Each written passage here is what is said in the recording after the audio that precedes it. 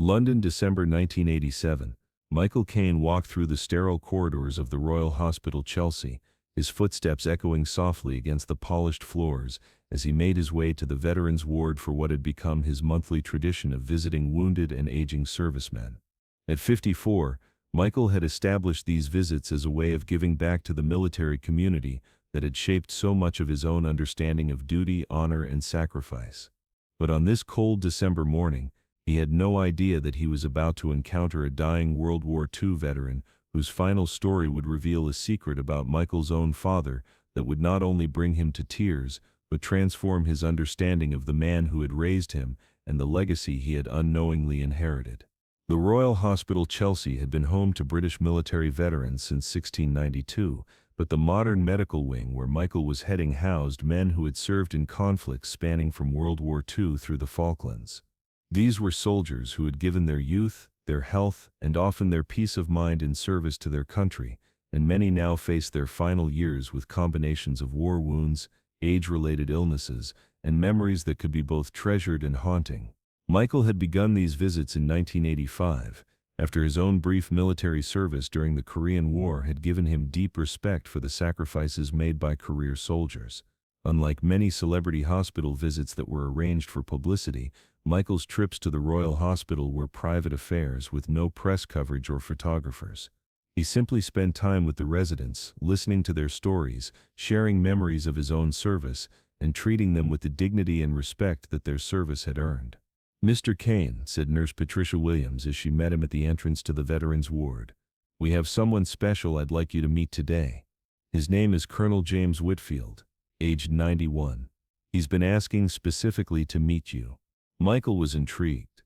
While many of the veterans enjoyed his visits, it was unusual for someone to request a meeting in advance. "What's his background?" Michael asked as they walked down the hallway lined with photographs of military units and campaign medals. "He served with distinction in World War II," Nurse Williams explained. "Parachute Regiment dropped into Normandy on D-Day, fought through France and into Germany. He's been here for 6 months. Terminal cancer. The doctors say he has perhaps 2 weeks left." They stopped outside a private room where an elderly man lay propped up in bed, his frame thin from illness, but his posture still suggesting the military bearing that had defined his adult life. Despite his obvious frailty, his eyes were alert and focused as they settled on Michael. "Colonel Whitfield," Nurse Williams said gently. "This is Michael Caine."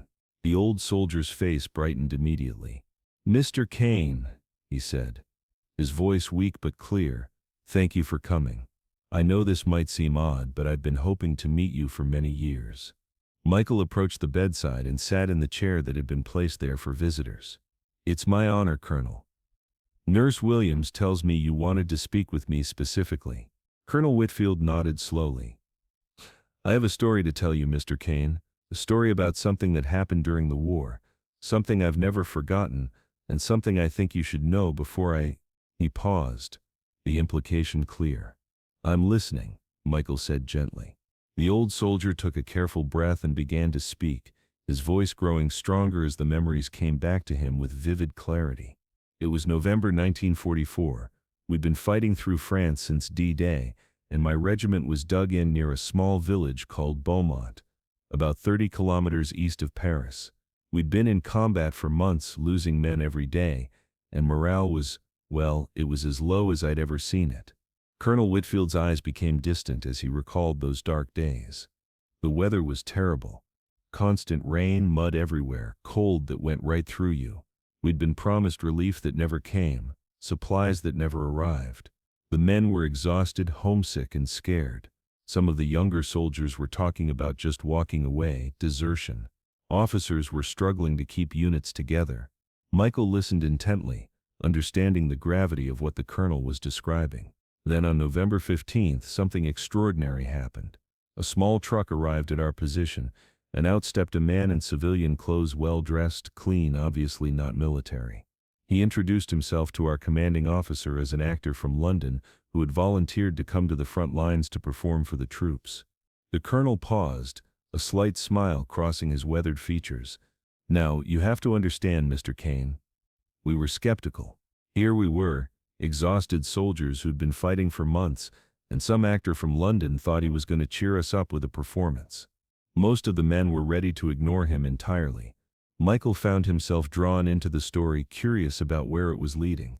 But this man was different. He didn't set up a stage or ask for special arrangements. He simply walked from foxhole to foxhole, from man to man, talking with each soldier individually. He knew about our unit, our losses, our situation. He'd done his homework. The colonel's voice grew warmer as he continued. He sat in the mud with us, shared our rations, listened to our fears and our stories about home, and then when he had everyone's attention and trust, he began to perform. Michael leaned forward, completely absorbed in the narrative. It wasn't Shakespeare or classical theater, Mr. Caine. It was stories about home, about London during the Blitz, about ordinary people doing extraordinary things. He did impressions of Churchill, told jokes about rationing, recreated conversations between housewives waiting in queue for groceries. He made us remember what we were fighting for. The old soldier's eyes brightened as he recalled the performance. But the most remarkable thing was how he connected with each man individually. He remembered names, details about families, hometowns. When he performed, it felt like he was speaking directly to each of us personally. Colonel Whitfield paused to take a sip of water, clearly emotional as he relived the memory. The effect was miraculous, Mr. Caine. Men who had been talking about desertion were laughing, crying, remembering why they were there.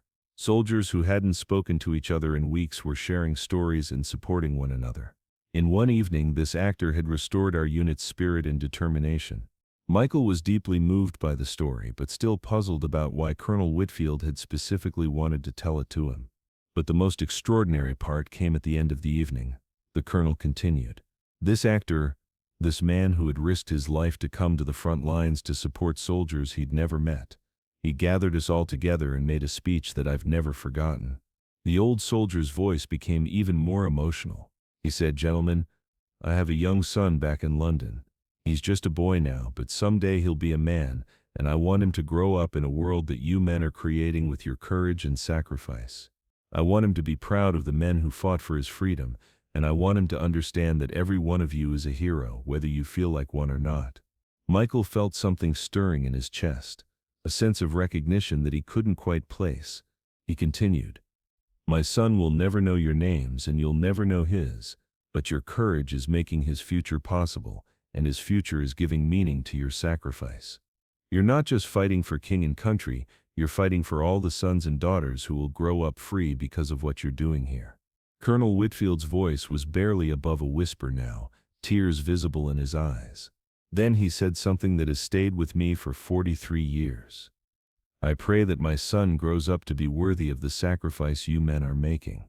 I pray that he becomes someone who honors your memory through his actions, who remembers that his freedom was purchased with your blood, and who uses whatever talents he has to make the world a better place, just as you are doing with your courage." The room was completely silent except for the soft beeping of medical equipment. After he finished speaking, Mr. Caine, that actor spent the rest of the night sitting with wounded soldiers, writing letters home for men who couldn't write themselves, and praying with those who wanted prayer. He didn't sleep at all. At dawn, he climbed back in his truck and drove away, back toward the dangerous roads leading to London. Colonel Whitfield looked directly at Michael, his aged eyes clear and purposeful. "Mr. Caine, that actor's name was Maurice Micklewhite Sr., your father." The words hit Michael like a physical blow. He sat in stunned silence, trying to process what he'd just heard. "My father was in France during the war?" Michael asked, his voice barely audible. "He was, son, and he saved our unit. Not with weapons or tactics, but with hope and dignity, and the reminder that what we were doing mattered." Michael felt tears building in his eyes as he absorbed the magnitude of what Colonel Whitfield had revealed. "I never knew," Michael said quietly. "My father never told me about any of this. He rarely talked about the war at all." Colonel Whitfield nodded knowingly. "That's exactly what I would have expected from the man I met that night. He wasn't there for recognition or glory. He was there because it was right. Because soldiers needed support, because he could help." Michael's mind was racing, trying to reconcile this story with his memories of his father as a simple fish porter who had worked hard to support his family. "Colonel," Michael said, "are you absolutely certain it was my father, Maurice Micklewhite?" Son, I've been following your career for 30 years, ever since you became famous. The first time I saw you on screen, I recognized something in your face, your manner, your dignity. You reminded me of that actor who had saved our morale in 1944. When I learned your real name was Morris Micklewhite Jr., I knew you were his son. Colonel Whitfield reached into his bedside table and withdrew a small, worn photograph. I took this picture with a camera I'd carried since D-Day, he said, handing the photograph to Michael. Michael looked at the black and white image and felt his breath catch in his throat. There was his father, unmistakably younger but clearly recognizable, sitting in a muddy foxhole surrounded by soldiers, all of them smiling despite the obvious hardship of their circumstances. He wrote something for me that night, Colonel Whitfield continued, pulling out a small yellowed piece of paper. I've carried it with me ever since. Michael read his father's handwriting to Colonel James Whitfield and the brave men of the Parachute Regiment. Your courage makes possible everything good that will ever happen in the world. I am honored to have met you. Morris Micklewhite, November 15, 1944. Michael's tears came freely now as he held the physical evidence of his father's war service and courage. Colonel, Michael said, his voice thick with emotion, why didn't my father ever tell me about this? Why didn't anyone in our family know? Colonel Whitfield smiled gently. Because, son, your father was a truly humble man. What he did in the war wasn't about his own glory. It was about supporting soldiers who needed support. When he came home, he went back to his life, his work, his family, and he let his wartime service remain in the past where it belonged. The old soldier paused, gathering strength for his final thoughts. But I wanted you to know, Mr. Caine, because I've watched your career and I've seen your character. You've become exactly the man your father hoped you would become. You've used your talents to make the world better, you've honored the sacrifices that were made for your freedom, and you've lived with dignity and integrity. Colonel Whitfield's voice grew stronger with emotion. Your father's prayer came true, son. You did grow up to be worthy of the sacrifices that were made for you. You've brought joy and entertainment to millions of people. You've conducted yourself with honor throughout your career, and you've never forgotten where you came from or what you owe to others. Michael was overwhelmed by the magnitude of what he was learning about his father and about himself. Every time I've seen one of your films, Colonel Whitfield continued, I've thought about that night in France when your father reminded us what we were fighting for. He told us we were fighting for his son's future, and look what his son became, Boz. Someone who brings happiness to people all over the world, someone who treats everyone with respect and dignity, someone who embodies the best values that we were fighting to preserve. The room fell silent as both men absorbed the emotional weight of this revelation. Colonel, Michael said finally, I don't know how to thank you for telling me this. You've given me a gift that I can never repay. You don't need to repay anything, son. Your life, your career, your character, those are thanks enough. You've been honoring your father's memory and our sacrifice every day just by being who you are. Colonel Whitfield's voice grew weaker as his strength began to fade. There's one more thing, Mr. Caine. That night in France, your father said something else that I want you to know. He said, I hope my son understands that he's part of something larger than himself, that his life is connected to the lives of everyone who sacrificed for his freedom, and that true success means using your gifts in service of others. Michael felt the profound impact of his father's words across the decades. Your father saw that night how much difference one person could make in the lives of others, how much hope and strength could come from someone who cared enough to show up when people needed support. You've been doing exactly that your whole career, son. You've been showing up for audiences who needed entertainment, for colleagues who needed professionalism, for causes that needed support. The old soldier reached out and grasped Michael's hand with surprising strength. Promise me something, Mr. Caine. Promise me that you'll remember this story and that you'll pass it on to your children and grandchildren. They should know what kind of man their grandfather was, and they should understand the legacy of service and sacrifice that runs in their family. I promise, Michael said through his tears. I'll make sure they know. Colonel Whitfield smiled peacefully. Then I can rest easy knowing that the story has been told and that your father's memory will be honored. They sat together in comfortable silence for several minutes, both men processing the emotional weight of what had been shared. When Michael finally prepared to leave, Colonel Whitfield had one last gift for him. Take the photograph and the note, he said. They belong with your family now. And Mr. Caine, your father would be very proud of the man you became." Michael carefully placed the precious items in his jacket pocket, treasuring these tangible connections to his father's hidden wartime service. "Thank you, Colonel," Michael said, his voice still emotional. "Thank you for your service, and thank you for keeping my father's memory alive all these years. Thank you for becoming the man he knew you could be," Colonel Whitfield replied. Michael left the Royal Hospital that day with a completely transformed understanding of his father and himself. The man he had known as a hard-working fish porter had also been a courageous volunteer who had risked his life to support soldiers in their darkest hour. 2 weeks later, Michael received word that Colonel James Whitfield had passed away peacefully in his sleep. Michael attended the funeral, where he met other veterans who had known his father during the war. Each had similar stories of Maurice Micklewhite Sr.'s courage, kindness, and unwavering commitment to supporting the men who were fighting for freedom. At the funeral service, Michael was asked to speak about Colonel Whitfield. In his eulogy, he shared the story of how the colonel had revealed his father's hidden war service, and how that revelation had changed his understanding of legacy, sacrifice, and the connections that bind one generation to another. "Colonel Whitfield gave me the greatest gift possible," Michael told the assembled mourners. "He gave me the knowledge that my father was a hero, not just in the way all good fathers are heroes to their children, but in the most literal sense of the word. He showed courage, compassion, and selfless service when others needed it most." Michael paused, his voice emotional but strong.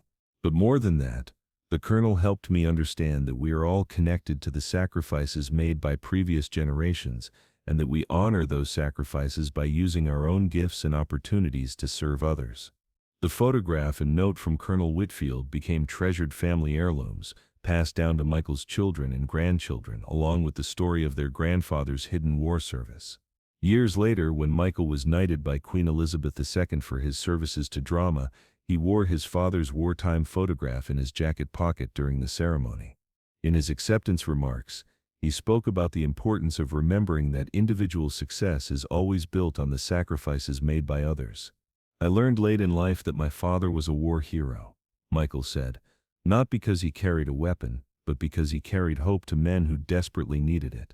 Today, as I receive this honor, I want to remember all the fathers, grandfathers, and ancestors who served with courage so that their children could have the freedom to pursue their dreams." The story of Colonel Whitfield's revelation became part of Michael's regular speeches at military functions and charity events. He used it to illustrate the importance of honoring veterans, supporting current service members, and remembering that freedom requires constant vigilance and sacrifice. But perhaps most importantly, the story changed how Michael understood his own responsibility as someone who had achieved success and recognition. He realized that his career, his platform, and his influence were not just personal achievements, but opportunities to continue his father's legacy of service to others. When Michael Caine visited the dying war veteran that December day in 1987, he thought he was simply fulfilling his routine commitment to support military personnel. Instead, he discovered a secret about his father that revealed not only hidden heroism from the past, but a blueprint for how to live with purpose and honor in the present. The old soldier's final gift was the knowledge that courage and service run in families, passed down not through genetics but through example, and that the most important victories are often won not on battlefields, but in the quiet moments when someone chooses to show up for others who need support, hope, and the reminder that they are not alone. But the impact of Colonel Whitfield's revelation extended far beyond that emotional hospital room conversation. In the days and weeks that followed, Michael found himself completely re-examining his relationship with his father and his understanding of the man who had shaped his values and character. "I went home that night and called my mother," Michael recalled years later. "I asked her if she knew about Dad's war service, about his trips to the front lines. She was quiet for a long time. And then she said, 'Your father made me promise never to talk about what he did during the war. He said it wasn't his story to tell, it belonged to the soldiers he'd met.'" Michael's mother, Ellen, then revealed additional details that she had kept secret for over 40 years. Maurice had volunteered for what was essentially a suicide mission, traveling to frontline positions with minimal protection to perform for troops who desperately needed morale support. "He would disappear for days at a time," Ellen told Michael. I knew he was doing something dangerous, but he wouldn't tell me details. He said the less I knew, the less I'd worry, but I could see it in his eyes when he came back. He was carrying the weight of what those boys were going through. The revelation prompted Michael to reach out to military historians and archives to learn more about the entertainment programs that had operated during World War II. What he discovered was a largely untold story of actors, musicians, and performers who had risked their lives to bring hope and normalcy to soldiers in combat zones. There was an informal network of entertainers who volunteered for these missions, explained Dr. Margaret Collins, a military historian at the Imperial War Museum. Most were never officially recognized because the programs were considered too dangerous for publicity. If the enemy had known about these visits, performers would have become specific targets. Michael learned that his father had made at least a dozen trips to frontline positions throughout 1944 and 1945, performing for units that had been in combat for months and were suffering from severe morale problems. These weren't USO-style shows with stages and formal productions, Dr. Collins explained. These were individual performers going into active combat zones, sleeping in foxholes, eating field rations, and performing under conditions that would terrify most people. The more Michael learned about his father's war service, the more he understood how it had shaped the man who had raised him. The values that Maurice had instilled in his son, humility, service to others, never forgetting where you came from, weren't just personal philosophy. They were lessons learned from witnessing the courage and sacrifice of young soldiers fighting for freedom. Dad never talked about heroism or sacrifice in abstract terms, Michael reflected. He always made it personal, about individual responsibility and how your actions affect other people. Now I understand why. He'd seen what real heroism looked like up close. Michael also began to understand why his father had been so insistent that success should never change someone's character or make them forget their obligations to others. He used to tell me, son, if you're fortunate enough to achieve something in life, remember that your good fortune came at a price that other people paid, Michael recalled. I thought he was just talking about general social responsibility. Now I realize he was talking about specific soldiers he'd known, specific sacrifices he'd witnessed. The revelation also explained his father's unwavering support for Michael's acting career, despite Maurice's own modest background and lack of familiarity with the entertainment industry. Dad saw firsthand how much difference entertainers could make in people's lives, Michael said.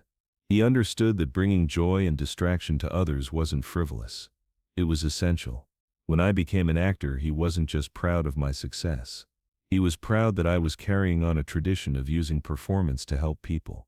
Michael's discovery of his father's war service also influenced his approach to charitable work and public service. He began supporting military charities with new understanding of what veterans had experienced and what they needed from civilian society. Learning about Dad's war service made me realize that supporting veterans isn't just about honoring the past, Michael explained. It's about recognizing an ongoing responsibility that civilians have to the people who protect our freedom. This led to Michael becoming a patron of several military charities and establishing an annual scholarship program for children of military families. The program, named the Maurice Micklewhite Memorial Scholarship, provides educational opportunities for young people whose parents have served in combat roles. Michael's commitment to military families became very personal after he learned about his father's war service, said Sarah Bennett, director of the Force's Children's Trust, one of the charities Michael supports. He understood that military families sacrifice alongside service members and that supporting them is a matter of national honor. The emotional impact of Colonel Whitfield's revelation also affected Michael's approach to his own family relationships. He began having deeper conversations with his children about family history, values, and the importance of understanding the sacrifices made by previous generations. Dad's story about Granddad changed our family conversations completely, said Michael's daughter Natasha in a 2010 interview. We started talking more about where we came from, what we owed to others, and how we could honor the legacy we'd inherited. Michael also began incorporating his father's story into public speeches and interviews, using it to illustrate larger points about service, sacrifice, and the connections between generations. I realized that Dad's war service wasn't just family history, it was a teaching tool, Michael explained. The story shows how ordinary people can do extraordinary things when they're motivated by service to others. The annual visits Michael had been making to military hospitals took on new meaning and intensity after his conversation with Colonel Whitfield. Instead of simply spending time with veterans, he began actively collecting their stories and working to preserve their memories for future generations. "Every veteran I meet now reminds me of the soldiers my father encountered in France," Michael said. "They all have stories of courage, sacrifice, and service that deserve to be remembered and honored." This led to Michael partnering with military historians to create an oral history project that documents the experiences of World War II veterans before their stories are lost forever. Michael understood that his father's story was just one of thousands that needed to be preserved, said Dr. James Morrison, director of the Veterans History Project at the National Army Museum. His support has helped us collect hundreds of interviews with veterans who might never have shared their experiences otherwise. The influence of his father's hidden war service also affected Michael's choice of film projects in the years following Colonel Whitfield's revelation. He gravitated toward roles that explored themes of service, sacrifice, and moral courage. "After learning about Dad, I became more interested in playing characters who embodied the values he'd demonstrated during the war," Michael explained. "I wanted to tell stories that honored the kind of quiet heroism he'd shown." This led to acclaimed performances in films like Is Anybody There? And Youth, where Michael portrayed characters grappling with legacy, memory, and the meaning of a life well lived. The psychological impact of discovering his father's war service also helped Michael process his own experiences during his national service in the Korean War. For years he had struggled with feelings that his brief military service hadn't measured up to the sacrifices made by previous generations. "Learning about Dad's war service helped me understand that service takes many forms," Michael said. "You don't have to be a combat hero to make a meaningful contribution. The important thing is showing up when others need you." 20 years after Colonel Whitfield's revelation, Michael was invited to speak at the dedication of a memorial to entertainment personnel who had served during World War II. Among the names carved into the memorial was Maurice Micklewhite's son, so finally receiving official recognition for his wartime service. "Standing there looking at my father's name on that memorial, I felt a completeness I'd never experienced before," Michael said during the dedication ceremony. "I finally understood the full measure of the man who raised me, and I finally felt worthy of being his son." The memorial service was attended by surviving veterans who had been entertained by wartime performers, including several men who remembered Michael's father's visits to their units. "Your dad saved our morale," one elderly veteran told Michael after the ceremony. "When he showed up in that muddy field in 1944, we thought we were forgotten. He reminded us that people back home were thinking about us, praying for us, and counting on us to come home." These conversations with veterans who had known his father provided Michael with even more details about Maurice's war service and its impact on the soldiers he'd encountered. "I learned that Dad had a specific gift for connecting with soldiers who were struggling emotionally," Michael said. "He could sense when someone was at their breaking point, and he knew how to provide exactly the kind of support they needed." This insight helped Michael understand his own instincts for connecting with people in difficult circumstances, whether they were fellow actors dealing with career challenges or veterans processing their wartime experiences. "I realized I'd inherited Dad's ability to recognize when someone needs support and his conviction that providing that support is a moral obligation," Michael reflected. Today, the photograph and note that Colonel Whitfield gave to Michael are displayed in Michael's home alongside his various awards and honors. But for Michael, these simple artifacts represent something more valuable than any trophy or recognition he has ever received. "Those pieces of paper and that faded photograph connect me to the best part of my father's legacy," Michael said in a recent interview. "They remind me daily that courage, service, and compassion are the most important inheritances we can receive from previous generations." The story of Colonel Whitfield's final revelation continues to inspire Michael's approach to life and career more than 3 decades after that emotional hospital visit. It serves as a constant reminder that individual actions matter, that service to others is the highest calling, and that the most important heroism often goes unrecognized and unrewarded. When the dying war veteran told Michael Caine about his father's hidden courage, he gave him far more than just family history. He gave him a blueprint for living with purpose, a model of quiet heroism, and the knowledge that true success is measured not by personal achievement, but by how effectively we use our gifts and opportunities to serve others who need our support.